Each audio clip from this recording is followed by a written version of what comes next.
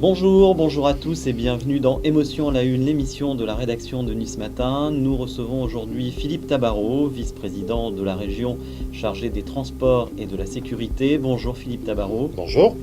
Philippe Tabarot, la région Sud devrait être la première à lancer l'ouverture à la concurrence des trains express régionaux. Pourquoi vouloir aller si vite ? Écoutez, c'est une décision forte qui a été prise tout d'abord par le président de l'époque, qui était le président Estrosi, maintenant par le président Muselier, d'utiliser ce que la législation à la fois européenne et maintenant nationale nous permet de mettre en concurrence notre réseau ferroviaire. Nous partons tout simplement du principe qu'aujourd'hui, en termes de résultats, les résultats ne sont pas à la hauteur de nos espérances, pas à la hauteur des moyens qu'on met.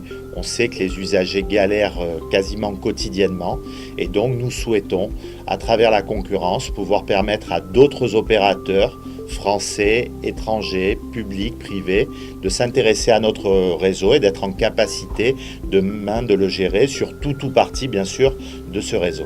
Ça ne va pas mieux entre la région et la SNCF ? Je ne pense pas que ce soit une question de relation exclusivement entre la SNCF et la région. Nous, notre objectif, on n'a rien de particulier contre la SNCF. On sait que de toute manière, on devra travailler avec eux, même après la période d'ouverture à la concurrence, parce que très probablement, la SNCRF pourra gérer encore des lots dans notre pays et pourquoi pas dans notre région.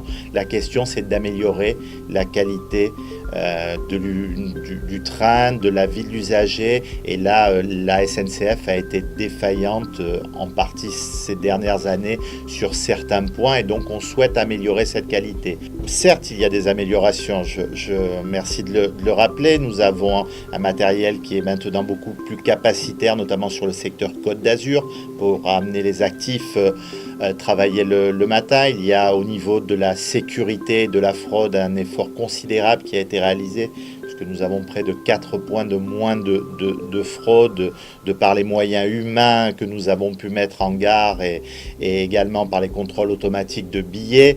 Nous nous apercevons également que des conventions que nous avons pu passer avec d'autres opérateurs comme l'opérateur italien Tello nous permettent de mieux répondre à l'offre à l'heure de pointe. Les pôles d'échange multimodaux et les gares se transforment avec de l'intermodalité, avec du parking, avec de l'autopartage, avec du véhicule électrique. On a fait beaucoup, on fait beaucoup, mais l'attente n'a jamais été aussi forte. On parle aujourd'hui de problèmes de transport et de la difficulté au niveau des automobilistes de pouvoir financer un budget tel que celui de l'essence. Et donc la demande automatiquement en transport en commun est plus importante. Et on doit être bon pour essayer d'y répondre et on doit améliorer encore les choses, même si beaucoup a déjà été fait. Merci beaucoup Philippe Tabarot. Prochaine émission d'Émotion la Une samedi prochain à 13h. Bon week-end à tous.